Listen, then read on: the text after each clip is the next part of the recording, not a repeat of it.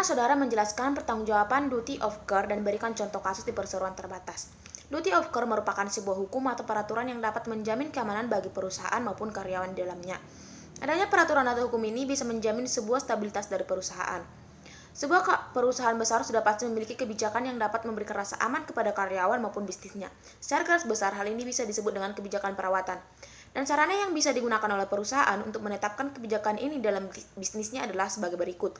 Yang pertama, asuransikan seluruh aset perusahaan.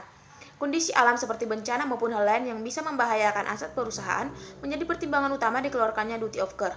Membangun bisnis dan perusahaan mungkin akan memakan waktu yang sangat lama sehingga brand bisa dikenal. Yang kedua yaitu jaminan sosial bagi pegawai. Setelah membahas duty of care bagi perusahaan, sekarang saatnya bagi pegawai. Pegawai dapat diklasifikasikan sebagai perusahaan. Untuk itu sudah menjadi kewajiban bagi perusahaan untuk memberikan rasa nyaman dan aman bagi pegawainya.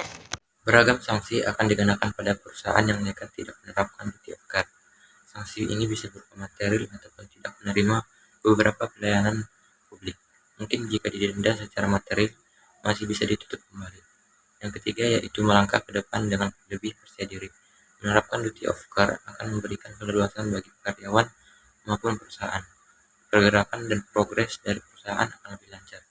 Contoh kasus terpidana kasus korupsi PT Jam Sostek, Dr. Andus Ahmad Junaidi akan membayar uang denda kepada negara sebesar 500 juta rupiah.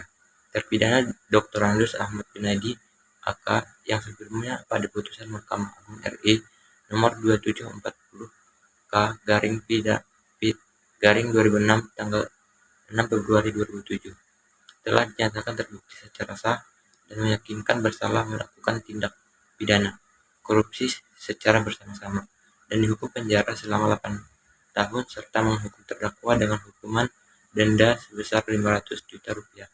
Pada hari Jumat tanggal 11 September 2009, terpidana yang diwakili oleh keluarga terpidana telah membayar uang denda sebesar 500 juta dan diserahkan kepada Kejaksaan Negeri Jakarta Selatan yang selanjutnya disetor ke rekening kas negara. Jelaskan prinsip doktrin constructive fraud untuk pelanggaran fiduciary duty dan berikan contoh dalam kasus PT.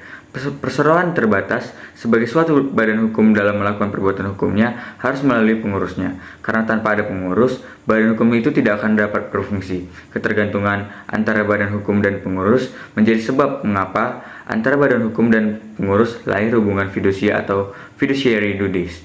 Pengurus harus selalu menjadi pihak yang dipercaya dalam bertindak dan menggunakan wewenangnya hanya untuk kepentingan perseroan semata. Hubungan antara direksi dan perseroan selain didasarkan pada hubungan kerja, direksi juga memiliki hubungan fidusia dengan perseroan. Sehingga direksi memiliki kedudukan fidusia atau fiduciary position di dalam perseroan. 76 hal ini sesuai dengan ketentuan di pasal 97 ayat 2 UU PT yang menyebutkan bahwa setiap anggota direksi wajib dengan etikat baik dan penuh tanggung jawab menjalankan tugas dan untuk kepentingan usaha perseroan. Kata fiducia atau fiduciary dikenal dengan bahasa Latin. Kata yang dikenal sebagai fiduciaris ini bermakna kepercayaan dan keyakinan. Menurut Stephen Wilson dan The Reference 77, seorang fiducia yaitu seseorang yang telah berkomitmen untuk bertindak atau 6 orang lain dalam keadaan tertentu yang menyebabkan hubungan kepercayaan dan keyakinan.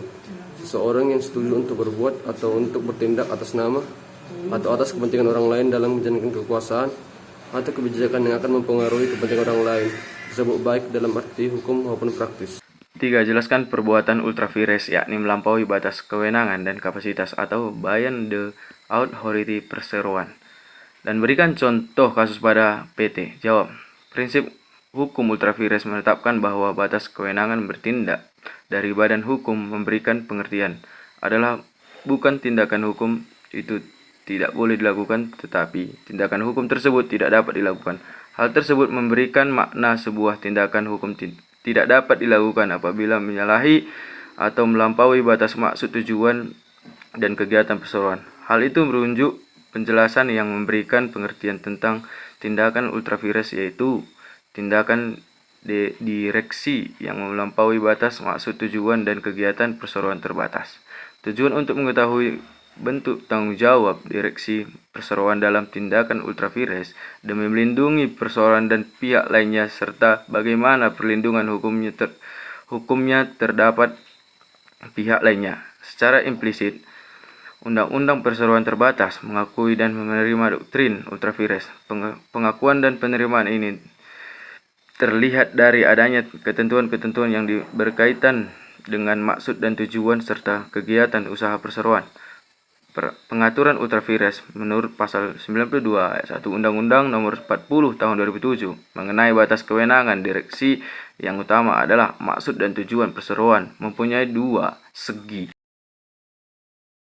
Vicarious liability atau tanggung jawab pengganti merupakan prinsip yang mengajarkan adanya suatu tanggung jawab dari atasan terhadap tindakan-tindakan yang melawan hukum yang dilakukan oleh bawahannya. Prinsip vicarious liability ini umumnya dianut dalam hukum tentang pemborongan dan konstruksi.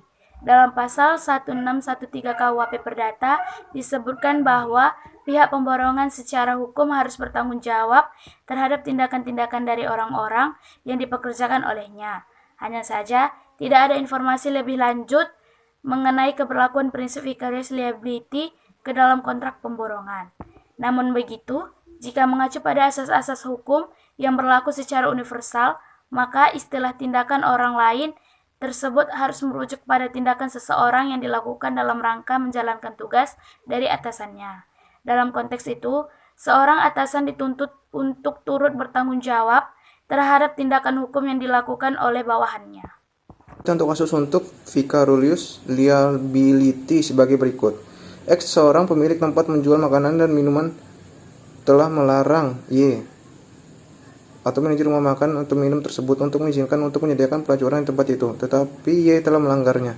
X tetap dapat dituntut dan bertanggungjawabkan. Dasar pertimbangan antara lain dikonstruksikan sebagai berikut. X telah mendelegasikan kewajiban kepada Y sebagai manajer. Ia telah melimpahkan pelaksanaan dari kebijaksanaan tindakan di bidang perdagangan itu kepada manajer. Ini berarti hanya ada suatu kesimpulan, yaitu bahwa pengetahuan si manajer adalah pengetahuan dari si pemilik rumah makan atau minum itu. Lain halnya jika masalah X sebagai pemilik restoran telah menyatakan kepada pelayannya Y untuk tidak menjual minuman keras kepada orang-orang yang tidak membeli makanan. Dalam hal Y, si pelayan telah melanggar. X tidak dapat dinyatakan bersalah atas pelanggaran UU.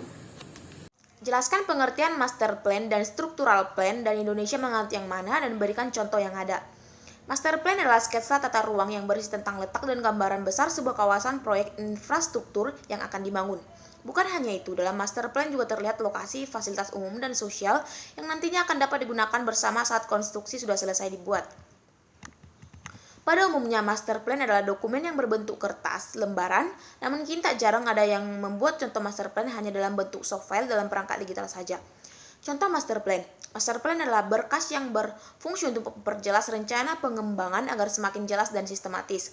Karena itu, komponen yang ada dalam contoh master plan harus dibuat dengan serinci mungkin.